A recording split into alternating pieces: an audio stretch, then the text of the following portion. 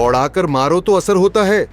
और इस बार भारतीय सेना ने आतंकवाद के चेहरे पर ऐसा तमाचा मारा है कि रावलपिंडी से लेकर इस्लामाबाद तक बिजली का झटका महसूस हो रहा है। ऊधमपुर के बसंतगढ़ के जंगलों में भारतीय जवानों ने एक खूंखार आतंकी को दौड़ाकर ढेर कर दिया। और ये तो बस शुरुआत है।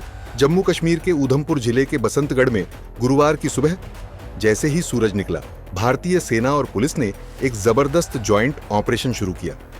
टारगेट था जैश-ए-मोहम्मद के वो आतंकी जो पिछले 1 साल से जंगलों में छिपकर हमला करने की फिराक में थे। सुबह 8:30 पर शुरू हुए इस सर्च ऑन ऑपरेशन ने चंद घंटों में ही एक आतंकी को दौड़ाकर ठोक दिया। जी हां, मारा नहीं, दौड़ाकर मारा। आईजीपी जम्मू जोन भीमसेन के मुताबिक इन्हीं जंगलों में 4 आतंकी 1 साल से छिपे हुए थे। जैसे ही इनपुट मिला, ऑन ऑपरेशन चालू कर दिया गया। आतंकियों ने गोलियां चलाकर जवाब देने की कोशिश की, लेकिन सेना के जवानों ने उन्हें उन्हीं की भाषा में जवाब दिया और नतीजा ये कि एक आतंकी वहीं मारा गया।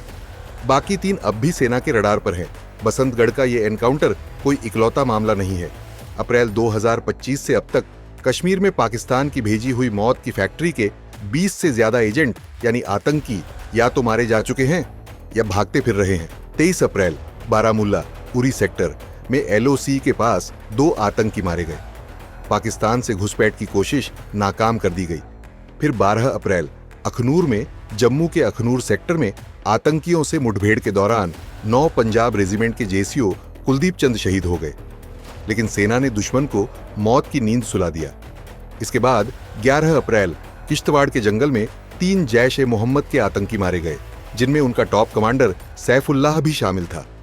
इतना ही नहीं, 4-5 अप्रैल को बीएसएफ ने एक पाकिस्तानी घुसपैठिए को एलओसी पर ढेर कर दिया और 1 अप्रैल को पुंछ कृष्णा घाटी में एलओसी पर सेना ने 4-5 पाकिस्तानी घुसपैठियों को एनकाउंटर में खत्म कर दिया। यानी अप्रैल से अब तक हर हफ्ते पाकिस्तान को एक नया ताबूत भेजा गया है। अब बात करते हैं कठुआ की, जहां मार्च 2025 में आतंक का दूसरा गढ़ बनाने की कोशिश की गई, लेकिन यहां भी भारतीय जवानों ने पाकिस्तान की हर चाल को चूर चूर कर दिया। 23 मार्च हीरानगर सेक्टर में 5 आतंकी देखे गए जो जैश-ए-मोहम्मद के प्रॉक्सी संगठन पीपुल्स एंटी फासिस्ट फ्रंट से जुड़े थे, हालांकि भाग निकले। 28 मार्च दूसरी मुठभेड़ 2 आतंकी मारे गए, लेकिन हमारे 4 वीर जवान तारिक अहमद, जसवंत सिंह, जगबीर सिंह और बलविंदर सिंह शहीद हो गए। डीएसपी धीरज सिंह समेत 3 घायल हुए। 31 मार्च पंजतीर्थी मंदिर के पास 3 आतंकियों की सूचना मिली।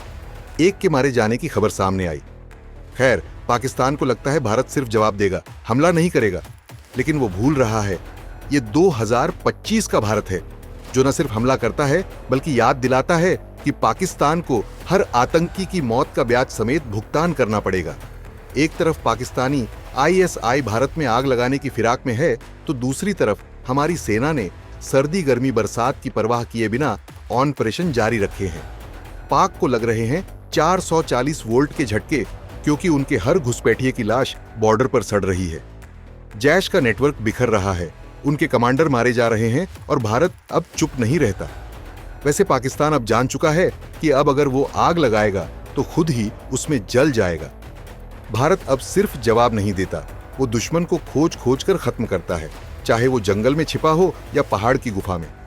आज जब देश अपने काम में व्यस्त है, कोई नौकरी कर रहा है, कोई चाय पी रहा है, कोई बच्चों को स्कूल भेज रहा है, उस वक्त हमारी सेना सीमा पर लड़ रही है। और सिर्फ लड़ नहीं रही, दुश्मन को खत्म कर रही है।